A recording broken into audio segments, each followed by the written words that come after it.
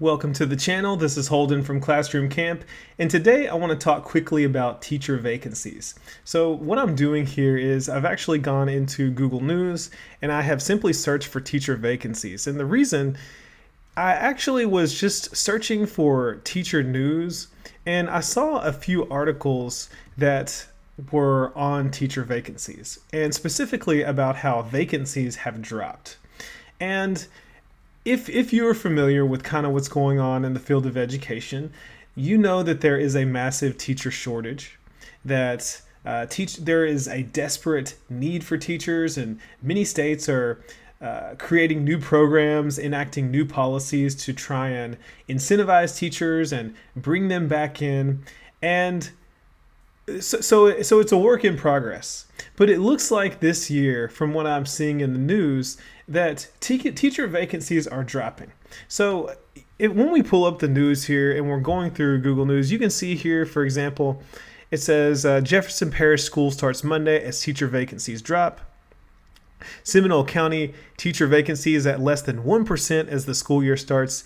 And these are in two completely different states because we know that Louisiana has parishes and counties are wherever. Let's see exactly where this is. This is Seminole County. This is in Florida, it looks like. So scrolling down here, for first time in years, CCSD classrooms are mostly staffed, and this is coming from the Las Vegas Sun. So let's see exactly where this is, if this will load. Looks like this is Clark County School District, which is, why can't I find where this is? Clark County. Does anyone know where Clark County is? Is it in Nevada? I don't know. I'm assuming that it is. But looking down, Gaston County reports teacher bus driver vacancies ahead of school year. Now, what's interesting though, however, is that in a lot of these articles, and we can't really look at this one because there's a paywall, but in a lot of these articles that do report on vacancies, they are still saying that the vacancies are lower than the previous year. So like, let's investigate this article and see. So this says JCSPS has 200 teacher vacancies ahead of the first day. And look, so it says here in the key points of this article, this is a 44% decrease in vacancies compared to the same time in 2024. So that is a significant difference. And a lot of the articles that I have gone through have said basically the exact same thing, that teacher vacancies, although in some cases they are still pretty high, they have decreased significantly since the previous year, which is awesome because we know that when there are vacancies, schools a lot of times basically do anything that they can to get someone in the classroom. That could mean an extended substitute teacher who, does not necessarily have to have a teacher certification. An extended substitute could be, pretty much anyone with a bachelor's degree who comes in and just fills the void, essentially. Or sometimes they hire uncertified teachers, maybe people who have never had any teaching experience, and maybe at least a substitute teacher. A lot of times they have had some experience in a school, like they've subbed before, but sometimes like you may get a uncertified teacher, someone who has no teaching experience at all coming in. So that's even worse. Or if there are vacancies still, then sometimes schools have to combine classes, and that's when you get these class sizes that are outrageous, and teachers are teaching like 30 plus students sometimes. So, and when vacancies aren't filled, ultimately it is a disservice to the students because they don't have a certified teacher, someone with experience, content knowledge, pedagogical knowledge there in the classroom who is teaching them and helping them stay on or above grade level.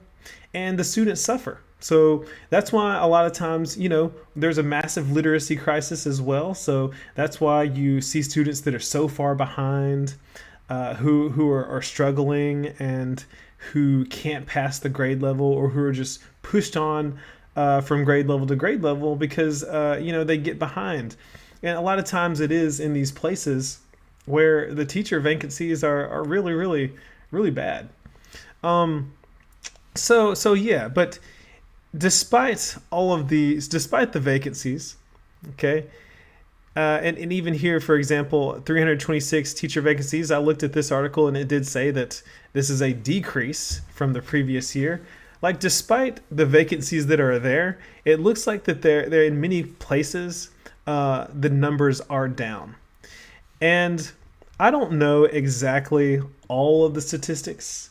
I am interested to see at the end of the year what statistics do come out concerning the teacher shortage and how it compares to the previous year. Because I know that a lot of places, a lot of states, a lot of school districts have created programs to bring people in. Even, for example, there was one that I was reading about in a state that was like what was it called?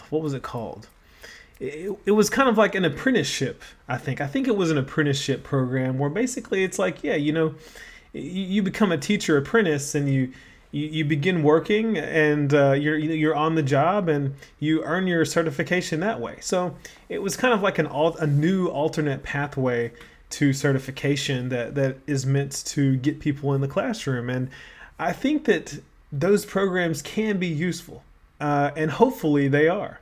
So just something positive to report on. It is nice to see a decrease in vacancies, and I hope that this continues. I hope that states, leaders, districts, I hope that they recognize the value of teachers.